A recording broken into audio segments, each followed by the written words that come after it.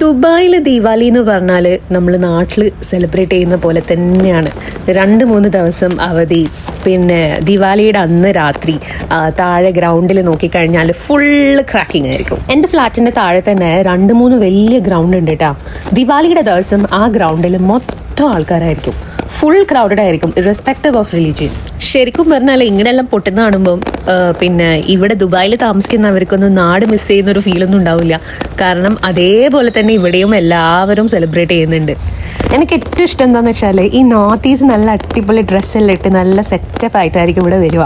അത് കാണാൻ ഭയങ്കര രസമാണ്, നല്ല ഭംഗിയായിരിക്കും. കുട്ടികളെ ആയാലും ലേഡീസിനെ ആയാലും നല്ല ഡ്രസ്സെല്ലാം ചെയ്ത് സ്വീറ്റ്സൊക്കെ ആയിട്ട് വരുന്നത് കാണാറുണ്ട്. ഞാൻ വർക്ക് ചെയ്യുന്നത് ഒരു ഇൻ്റർനാഷണൽ ഇന്ത്യൻ സ്കൂളിലായതുകൊണ്ട് തന്നെ സ്വീറ്റ്സ് കൊണ്ടുള്ള ചാകരയാണ് ദിവാലിയുടെ സമയത്ത്. ക്ലോസ് ചെയ്യുന്നതിന് മുമ്പായിട്ട് ബിഫോർ ഡേ ഇറ്റ് സെൽഫ് കുട്ടികളെല്ലാവരും നല്ല കൾച്ചറൽ ഡ്രസ്സിലൊക്കെ വരിക, സ്വീറ്റ്സ് ഡിസ്ട്രിബ്യൂട്ട് ചെയ്യുക, നമ്മൾ ടീച്ചേഴ്സ് തമ്മിൽ പിന്നെ പാർട്ടി കാര്യങ്ങളൊക്കെ വെക്കുക. ഒരു വേറെ തന്നെ ഒരു രസമാണ് ഈ ഒരു സമയത്ത്. ഇത് ഭാവിൻ്റെ ഏട്ടൻ്റെ മോളാണേ. അപ്പോൾ കുഞ്ഞാവയുടെ ആദ്യത്തെ ദിവാലിയാണ്. പക്ഷേ ആൾക്ക് ഒരു അലമ്പും ഉണ്ടായിട്ടില്ല. ക്രാക്ക് ചെയ്യുമ്പോഴെല്ലാം അതെല്ലാം ഭയങ്കരമായിട്ട് എൻജോയ് ചെയ്ത് നോക്കി നിൽക്കുന്നുണ്ടായിരുന്നു.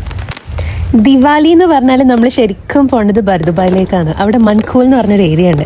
അവിടെ പോയി കഴിഞ്ഞാൽ ഫുൾ ഫ്ലാറ്റ്സിൽ മൊത്തം ലൈറ്റ്സും കാര്യങ്ങളൊക്കെ ആയിട്ട് നല്ല രസം കാണാൻ. കഴിഞ്ഞ വർഷം എനിക്ക് പോകാൻ പറ്റിയിട്ടില്ല, ഈ വർഷം എനിക്ക് പോകാൻ പറ്റിയിട്ടില്ല.